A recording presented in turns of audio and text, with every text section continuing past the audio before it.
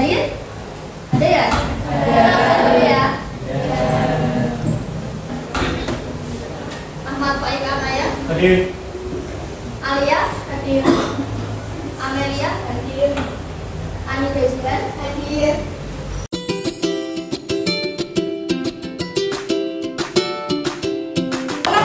Masih ingat nggak apa yang telah kita pelajari pada pertemuan sebelumnya? Masih apa? Dan terakhir kemarin kita udah mengajar soal ya? Bisa nggak? Oke, hari ini kita akan lanjut materi. Babnya masih konsep modern stoikiometri untuk submateri reaksi pembatas ya. Di LKS ada halaman mulai halaman 11. Reaksinya kita amati dulu. Ini gambar apa ini?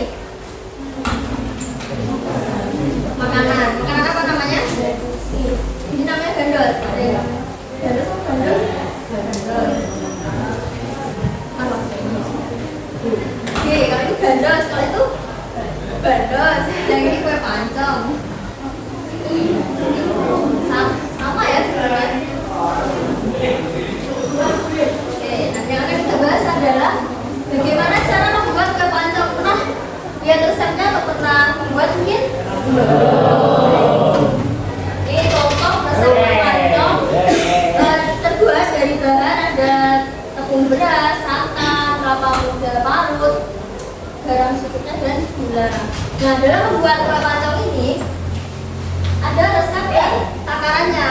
Di sini misalnya untuk membuat 100 buah kue pancong diperlukan 300 gram tepung beras, 800 ml santan, dan 400 gram kelapa muda parut.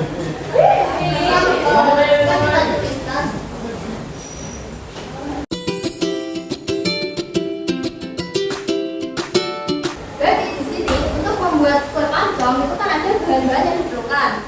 1 tepung, 2 santan, 3 kelapa parut yang akan menghasilkan sebuah produk, kan? Nah, ini kalau dalam kimia itu juga ada suatu proses seperti ini, yaitu bahan, dan ketika dia direaksikan atau ditambahkan akan menghasilkan suatu produk baru. Nah, kalau dalam kimia bahan-bahan yang diperlukan ini tadi itu disebut dengan reaktan. Jadi tepung beras, santan, dan kelapa parut itu disebutnya reaktan. Nah, kemudian hasilnya ini disebut dengan produk. Oke, lanjut. Sekarang tadi udah belajar reaktan, produk sudah. Kita coba pakai simulasi. Ini adalah simulasi untuk membuat apa namanya? Sandwich ya. Bisa kalau kita punya apa ya, 4 potong roti tawar, terus punya 4 slice keju. Dari 4 roti dan 4 keju, berapa sandwich yang akan dihasilkan? Terus masih adakah yang tersisa? Masih. Siapa yang tersisa? Ada yang habis? Ada. Siapa? Roti. Nah, dari 4 roti tadi menghasilkan 2 sandwich. Bisa nggak? Karena masih ada kejunya. Apakah dia bisa terbentuk sandwich lagi? Bisa? Gimana?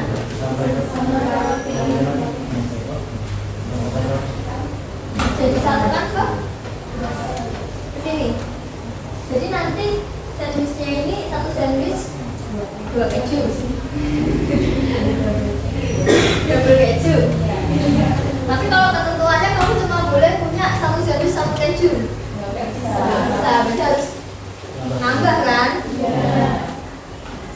Berarti dalam suatu reaksi itu dia bisa menghasilkan sisa.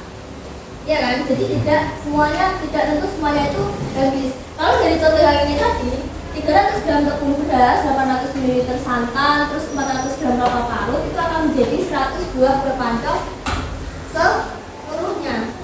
Tapi kalau kita contohnya pakai sandwich ini kan juga membuat suatu produk dengan dua bahan, ada roti dan juga keju, tapi ternyata kejunya tersisa. Tuh. Nah, begitu juga di reaksi kimia ini.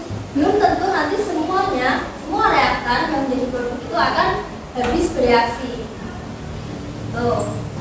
Yang akan kita pelajari nanti pakai simulasi ini, kalian akan mempelajari yang namanya reaksi pembatas. Yang kemarin sudah dibentuk kelompok. Sudah belum? 4 orang. Sudah. Oke, jadi sekarang silakan berkelompok dulu 4 orang.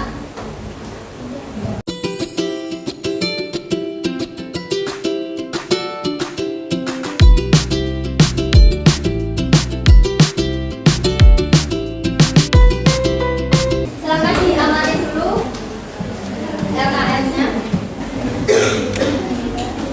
Sambil ditulis anggotanya juga boleh.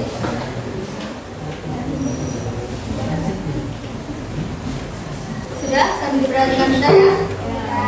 Jadi tujuan dari kegiatan ini, setelah nanti kalian melakukan kegiatan pembelajaran ini, diharapkan kalian bisa menjelaskan pengertian reaktan produk yang tadi dijelaskan, kemudian reaksi pembatas atau reaktan pembatas. Yang kedua, bisa menyusun persamaan reaksi kimia sederhana. Kemudian bisa menentukan jumlah produk dan sisa dari suatu reaksi.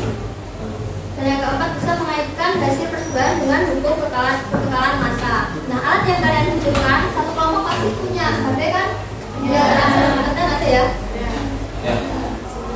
Nah, silakan kalian amati petunjuk, buka link simulasi pad dengan scan QR code-nya juga.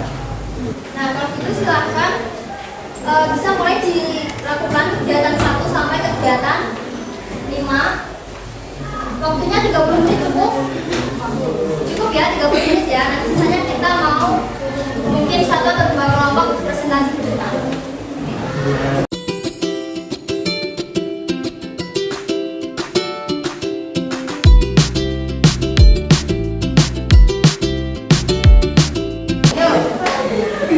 Jelaskan hasil diskusi kalian juga.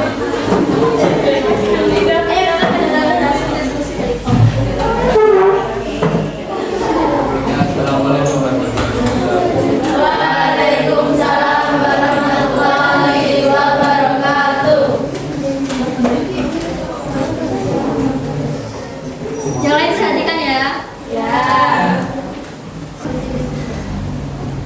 Diskusi yang pertama adalah soalnya apa yang dimaksud dengan reaktan pembatas, yaitu zat reaksi yang habis terlebih dahulu dalam suatu reaksi kimia. Yang kedua adalah bagaimana hubungan antara jumlah reaktan dengan produk yang dihasilkan. Semakin banyak reaktan yang ditambahkan, semakin banyak yang dihasilkan. Lalu yang ketiga, apa yang terjadi jika jumlah reaktan salah satu reaktan akan habis terlebih dahulu? Lalu yang keempat, bagaimana simulasi ini bisa masa dengan cara memperlihatkan secara visual bahwa masa tidak hilang